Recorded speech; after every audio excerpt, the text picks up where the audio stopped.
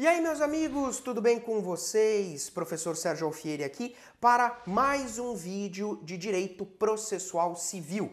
Nesse vídeo nós vamos dar continuidade ao estudo do litisconsórcio, esse fenômeno super importante e super corriqueiro no mundo do processo civil, tá bom? Vamos dar sequência então ao estudo das classificações do litisconsórcio, mas antes, por favor, se inscreve no canal, deixa o seu like e segue a gente nas redes sociais para ajudar a gente a crescer, tá bom? Forte abraço e bons estudos!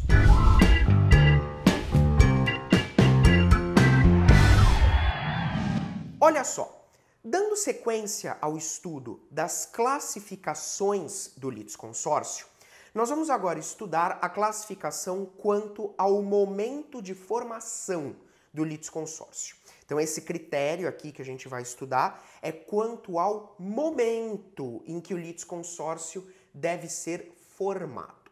Bom, quanto ao momento, nós podemos ter duas espécies de litisconsórcio. O litisconsórcio poderá ser inicial e o litisconsórcio poderá ser ulterior. Ok? Litisconsórcio inicial e litisconsórcio ulterior. Antes da gente saber a diferença, eu preciso que você saiba que a regra no Brasil é o litisconsórcio inicial, tá bom? O litisconsórcio, como regra aqui no Brasil, ele deve ser inicial. E afinal de contas, o que é esse litisconsórcio inicial? Ele é aquele litisconsórcio que é formado junto com o processo.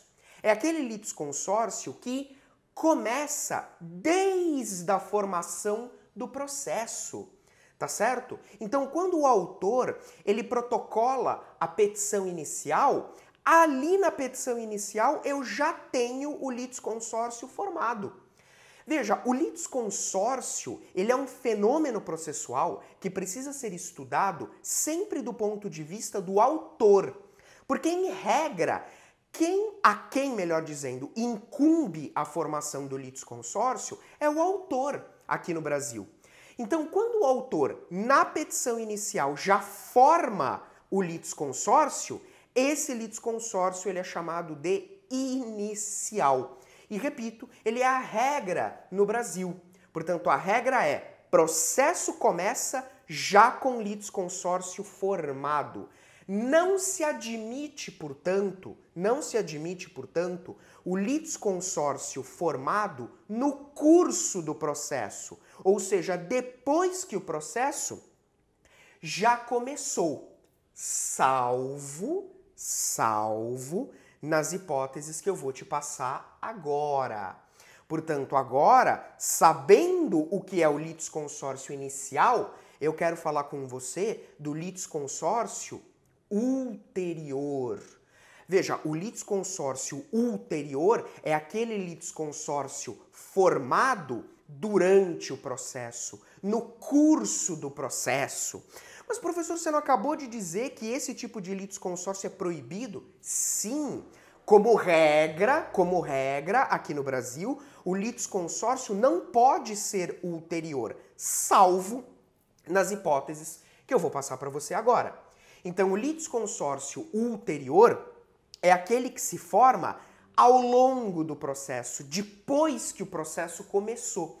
Mas, professor, e por que ele é proibido? Qual a razão dessa proibição?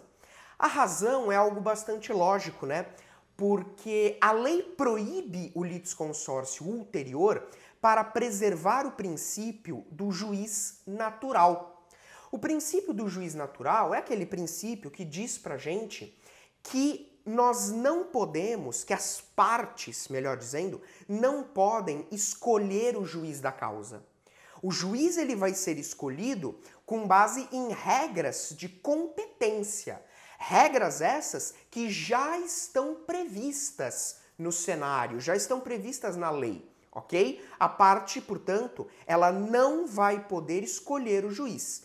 Por isso, com base nesse princípio, é que se proíbe o litisconsórcio ulterior, salvo nessas hipóteses. Vamos então chamar uma tela em branco para a gente poder analisar as hipóteses de litisconsórcio ulterior? Vem comigo.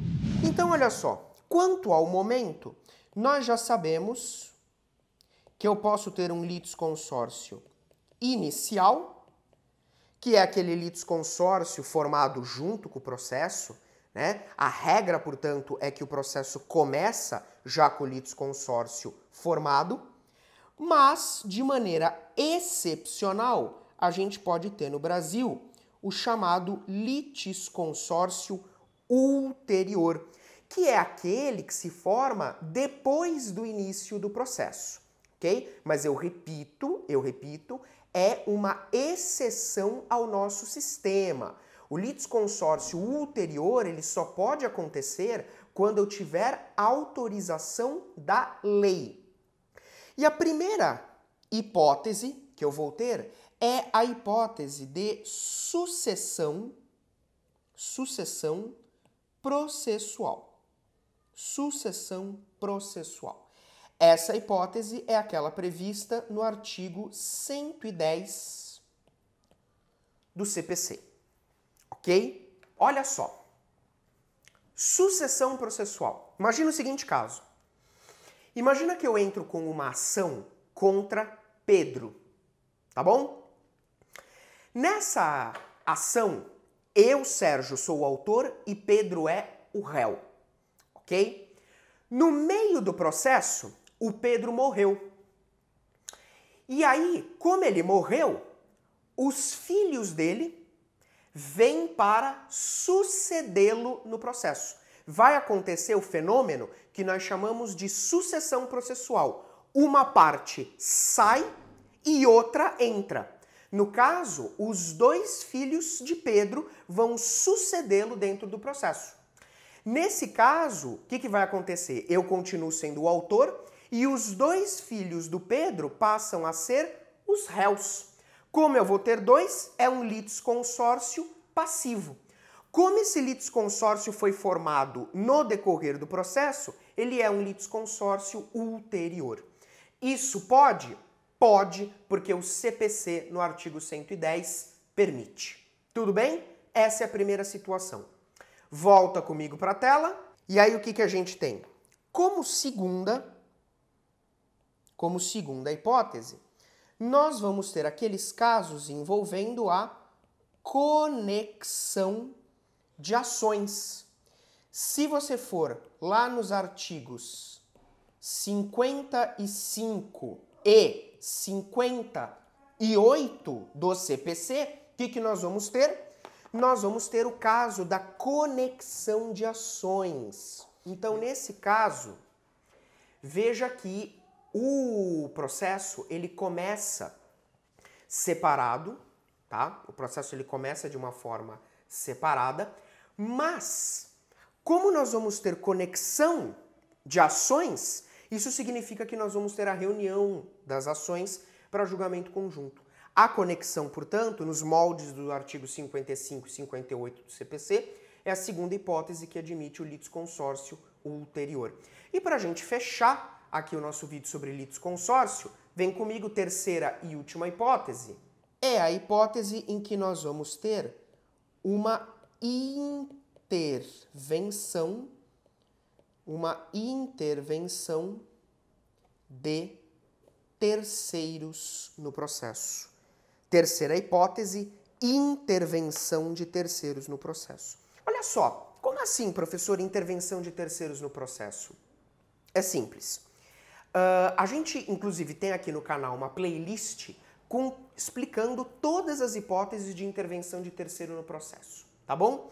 E aí o que acontece? Imagina o seguinte, eu entro com uma ação contra o João, tá? O João bateu no meu carro e eu entro com uma ação contra ele para cobrar os prejuízos. Ao longo do processo, o que o João faz? Provoca uma intervenção de terceiros. Ele denuncia a lide, a seguradora do carro.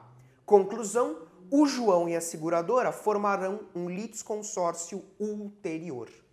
Tudo bem? São as três hipóteses admitidas no nosso sistema.